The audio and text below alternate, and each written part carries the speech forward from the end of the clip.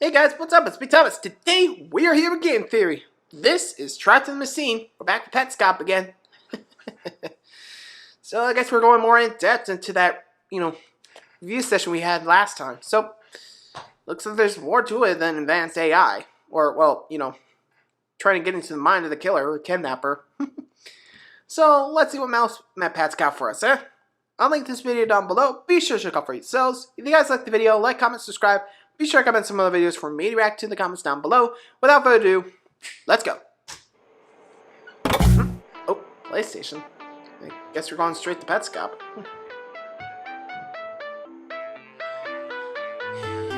Oh. Guess we're just going straight for it. Alright.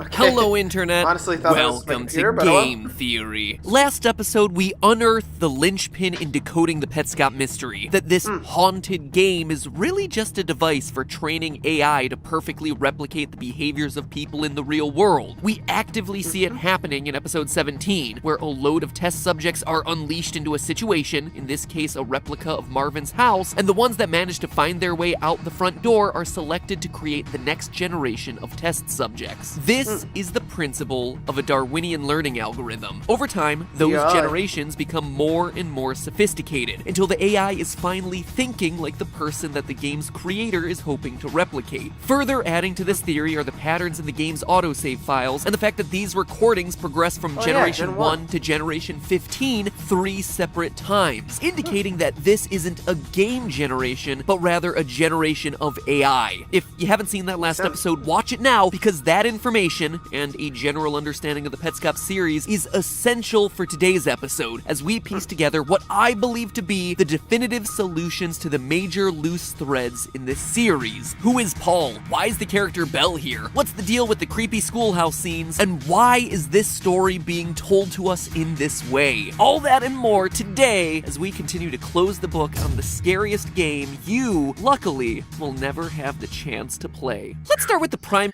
Yeah, well, looks like we're going more and heading on to those loose threads. Sometimes the loose threads are the linchpins. You never know what you're going to expect, so let's see what else is in here. Question of Petscop. Can someone be reborn? We've seen a number of references to birth and rebirth throughout the series, from a cryptic note in the Quitter's room reading, "Can you remember being born?" to Tiara's hypothesis that some children can be psychologically damaged beyond rebirth. This is the primary goal of Petscop the game, to rebirth people using AI, to quantify everything about an individual and then replicate that person in a digital format. As we talked about last time, Rainer uses it to rebirth Marvin so he can find a hidden grave. He then uses it to rebirth Care to find out what happened to her on the day that she went missing. And he tries to use it on the character Belle in his attempts to rebirth Tiara, except something goes horribly, horribly wrong. So that's the what of Petscop, but now we need to figure out why. We know bits and pieces about kidnappings and plucking eyebrows and children dying, but how does it all tie together? Now that we know what we're watching, why are we seeing it? Why are we watching what amounts to an AI training simulator? Well, strap in, because this one is a doozy. Today, we solve Petscop. And let me just say, in all my years of doing theories on YouTube and solving these sorts of video game puzzles, this one ranks up there as a personal favorite, because this one was so thoughtfully put together and was incredibly difficult to logic out. You'll see what I mean here in a few minutes. Let's start with the basics. A family tree. Midway through Petscop 17, we have all our main players laid out for us via a series of text boxes. Care is actually Carrie Mark, a girl born in 1992 who was kidnapped by her father and kept in a school building for 5 months. Her parents are Anna and Marvin, something that we had already pieced together in previous uploads. What we didn't know, though, is that she also has an uncle named Thomas, an aunt named Jill, and a cousin named Daniel. Now, that new information may seem unimportant, but it allows us to make a connection to literally every other important person in this entire series. Daniel is actually Rainer, the creator of Petscop. We know this from episode 19, where Mike's playthrough finds a literal Easter egg that we're told was hidden in, quote, Daniel's game. Since the game is Petscop, and since Rainer created Petscop, this tells us that Daniel and Rainer are one and the same. And since Rainer and Mike are brothers, as we've established in the past, that means Mike Hammond, the dead kid, is Care's cousin as well. And so this whole side of the family now becomes the Hammonds. That scene from Petscop 19, though, is interesting for another reason. It tells us the origin of the game itself. Petscop began as a game for Mike, a place to literally hide Easter eggs. We see Mike being the first person to play it, over and over in the save files. We know that Mike loves video games based on the PlayStation controller design on the walls of his room in the mysterious child library, and so what this tells us is that long before it became an AI training simulator, it was a gift. It was a gift from brother to brother before one of them dies prematurely in a tragic accident. But more on Mike's fate later. Going back to the So before it actually trained AIs, it was actually just a game. Man, that's kind of harsh and sad at the same time. But hey, keep it the memory of Paul, I guess you could say. Yeah, Mike. Daniel. You got something going on here, huh? But you must have some, must be a real tech whiz to make this. Pretty sure people today will love you. Tree, we also now know how our Let's Player Paul fits into this big web. I've long suspected that he's a part of this family, but now we have confirmation as to exactly where, and it all goes back to the windmill. Back in Petscop 9, we were given this riddle about Marvin's past. It's a line that I've quoted many times in all of the different Petscop theories, but here it is one more time. I was looking through your things. I found that picture of you from 1977 standing in front of an old windmill with your friend. You went there, and it was a bad idea. Your friend and the windmill both disappeared into thin air. Her sister was holding the camera. You married her sister, and years later, your friend was reborn as your daughter. What did you do? Based on this letter, we know that Windmill Girl and Anna, Marvin's wife, are sisters. But Petscop 17 gives us the necessary information to connect the dots. In that video, the AI is able to unearth a secret grave belonging to a young girl named Lena Leskowitz, who died at the age of 9. Based on the face on that gravestone, which matches this face back at the windmill, we know that Lena is Windmill Girl, which makes her Anna's sister and Marvin's missing friend from all those years ago. In summary, all this information confirms that Petscop is the tale of 3 connected families: the Hammonds, the Marks, and the Leskowitzes. But how's this tie back into Paul? Get ready, because this one is just brilliant. If you look at the first mention of Petscop online, it was via a Reddit post entitled Videos of a Mysterious Unfinished PSX Game from 1997 called Petscop. There's something hiding in it. The one and only post on Reddit made by a user named P.A. Leskowitz. Paul Leskowitz. But Paul's connections go deeper than just being related to Windmill Girl Lena. He also shares a surprising number of similarities to Care. Throughout the series, bit by bit, we learn of a growing connection between these two characters. In episode 11, Paul mentions that the two are exactly the same age. I remember you saying that we are exactly the same age. Then he admits that he looks similar to Care. I do agree there's a resemblance, very strong resemblance between us. Even conversations that he's had in the past seem to make their way into the game, only they appear through the character of Care. I think that was based off of a conversation that I had last year on my birthday. I'm getting pranked. And for someone who's connected to this family and has some passing awareness of who these people are, even Paul can't believe that he wouldn't remember the emergency of Care suddenly going missing. I just don't remember even hearing about anyone going missing. I mean, I was a kid, but even then. When you take all of this information in the context of a Darwinian Okay, that makes sense. I mean, he was a kid, but even then, I still remember some things as a kid, and for that to just suddenly disappear, that's something to, question. I mean, seriously. That ain't good. You know what I mean? Wonder what's up. algorithm, the evidence is clear. Paul is another iteration of the Care AI coming from the same generation. Remember last time how I said that each generation of AI features hundreds of possible candidates set out to accomplish a task with only the strongest performers being selected? Well, Paul is one of those, and he's made the cut. He is, in essence, another iteration of Care, one that's made slightly different choices, but is still passing this test. That's why they're the same age, why they look the same, why he can't remember anything about her disappearance, and why they're having similar conversations. It would explain why there would be so many instances of weird syncing between the episodes, where movements are perfectly recreated from one playthrough to the next. It's all iterations of AI playing through the same movement patterns. That's also why there's this repeated question posed to Paul of remember being born. He can't. He wasn't really born. He was created. It's also why Paul has a room in the child library alongside Mike and Care and Lena, despite never having any connection to this game prior to his playthrough. Wait. So, are Let's Players an AI program? What? What the hell? What's going on here? Well, that's something. Huh. Okay, that would explain things. But how does that point to him being an AI? I mean, sure, it might have been coincidental, but who knows? Maybe the game was just copying him. I don't know. Just me. Anyway.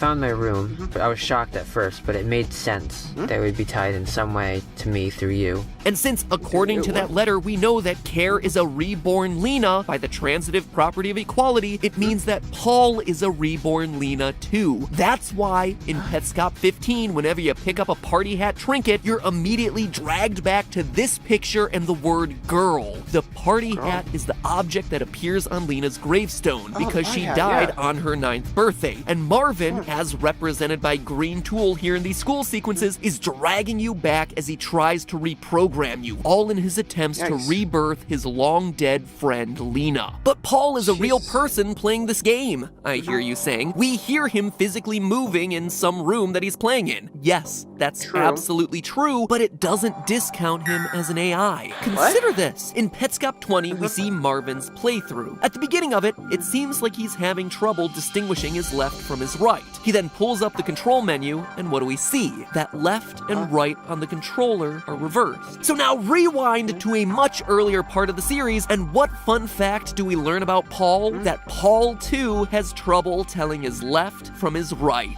Righty-tighty, lefty-loosey, or, you turn this thing to the right. And I mean, I still get confused about that. Whether he's real or digital, that confusion would stem from him being born out of a system where the controls are reversed. I mean, I told you this series was deep. We're talking the control schematics. You can just tell how no detail throughout this entire series is too small to matter. It's just unbelievable to me how tightly scripted this whole thing is. It's really impressive, especially for something that has such a casual feel to it. I'm sorry, I just really love this series. And the game has clearly established a connection between the real world and the game world. By cranking up the exposure of various loading screen transitions throughout the series, we're able to see real-world versions of various in-game objects. Stairs down into a basement, a piano hooked up into a PlayStation, and perhaps the most chilling one of all, Care's box of spilled crayons from her room in the child library. These bridges between the game and real-world objects are solidified by Petscop 16, an episode which, in my opinion, is the most disturbing installment of the entire series,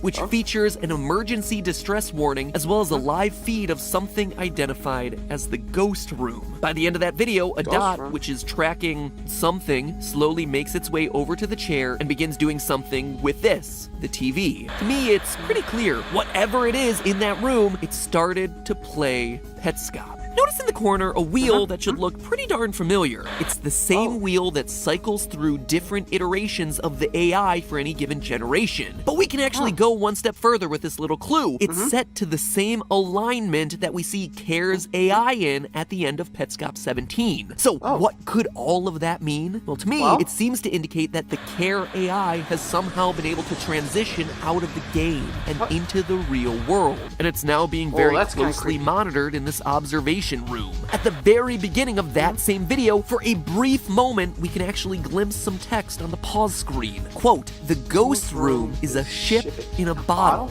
Now, that's certainly vague, but here's how I interpret it. A ship in a bottle is a perfect replica of a real-life thing, but it's kept preserved and protected inside of its bottle. You can look, but you can't touch. The ghost room, then, is just that. A place where replicas of humans are made, preserved, protected, and then observed, without any chance that they'll be able to escape. Further supporting this idea is Pickled Sarcasm on Reddit, who pointed out that calling it Ship in a Bottle may be a reference to a 1993 Star Trek episode of the same name, where characters from the holodeck become real as they basically will themselves into being physical forms. Which is why it's finally time to talk about Belle. Up until this point, I've tried to focus the narrative of this theory and this game around family, because that makes sense. It's nice and it's concise and all the pieces fit pretty cleanly together. But then you have Belle, a character who the game outright tells us isn't part of the family. A character, though, who seems unbelievably important to the plot and is clearly tied to something very, very bad happening in the world of Petscop based on this progression of save file names, but whose role in this thing is vague, to say the least. But here's the thing,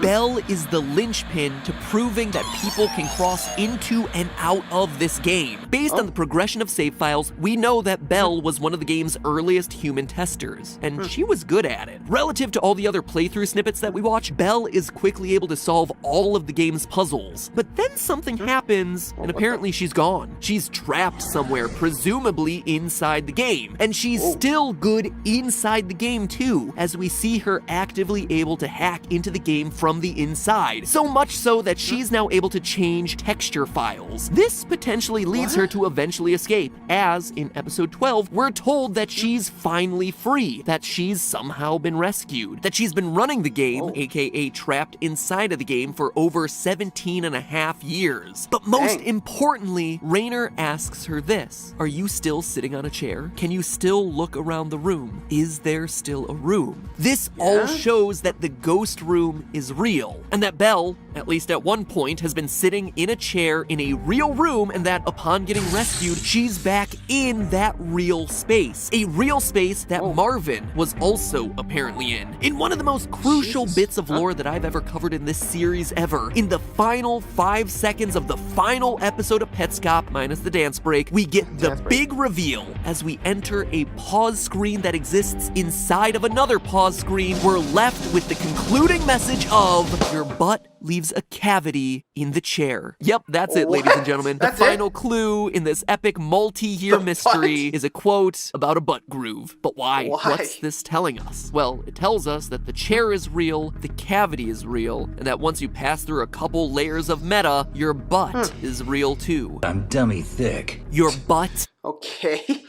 All on a butt? Like, literal butt, but yikes. That's something you don't expect. Really. Okay. Let's just end this thing. Is the answer. That is the final note of Petscop.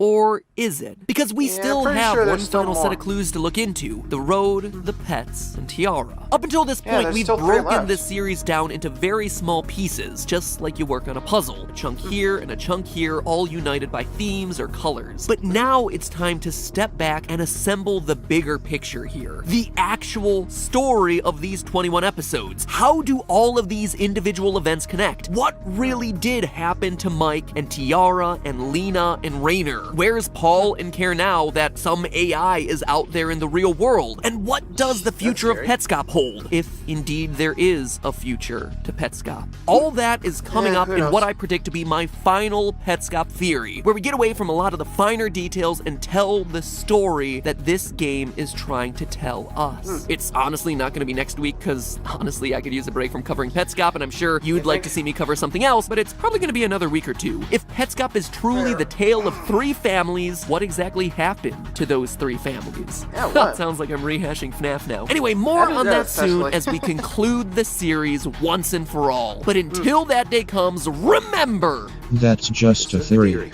A game theory. Thanks for watching. Yep. Well, I guess we're going out of the whole, inner story and just looking at the main story itself. Like, what happened to these families? Like how things came to be. Guess we're going more there. So until that video comes out, hope you enjoyed. Thanks for watching. I'll keep an eye out for the next one. Till then.